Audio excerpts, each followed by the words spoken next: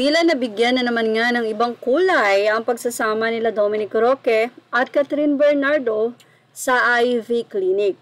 Pareho kasi sila Catherine at Dominic na clinic kung saan nag-aalaga ng kanilang skin or skin care. Ayon kasi sa mga netizen, twinning pa raw ang dalawa. Parehong nakaputi ng cap o yung kanilang pantaas at pareho din na white ang suot ng kanilang shoes. Well, kung mapapansin nyo, si Dominic Roque before pa lang, kahit nung sila pa ni Bea Alonzo, ay madalas siyang naka-white ng shirt. And ganito rin naman si Catherine. Pareho nilang favorite ang white na color. Siguro talagang nagkataon lang na parehong puti ang suot nila or pwedeng pinag-usapan nila na magputi tayo. Pero for sure, hindi naman pag-uusapan ng dalawa yon. Talaga lang pareho nilang paborito ang color white. Ilang mga netizen ang nagsabi na baka daw plot twist sa dulo, yung endgame, si Dominic pala at saka si Catherine ang magkatuluyan. Pero nilinaw na nga po ni Dominic ito dahil hindi ito yung unang beses na nagpunta si Dominic at Catherine sa IV Clinic. Ito na nga po yung pangalawa at syempre hindi nga na-expect ng mga netizen na yung una ay masusundan pa nga ng pangalawa. Well, siguro kino-comfort lang ni Catherine Bernardo at Dominic Roque ang isa't isa.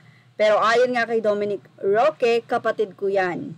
Bro talaga ang kanilang tawagan sa isa't isa.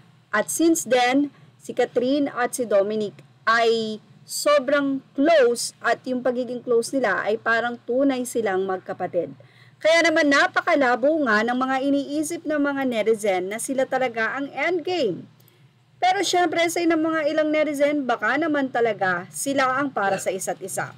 Actually, ito po ay in-update ng Abante kung saan sinabi nga nilang usap-usapan ngayon sa online world ang sabay na pagpunta sa isang clinic nila Catherine Bernardo at Dominic Roque. Sinare kasi ng nasabing skin clinic ang pagdalaw ng dalawa sa kanila para sa ilang skin treatment.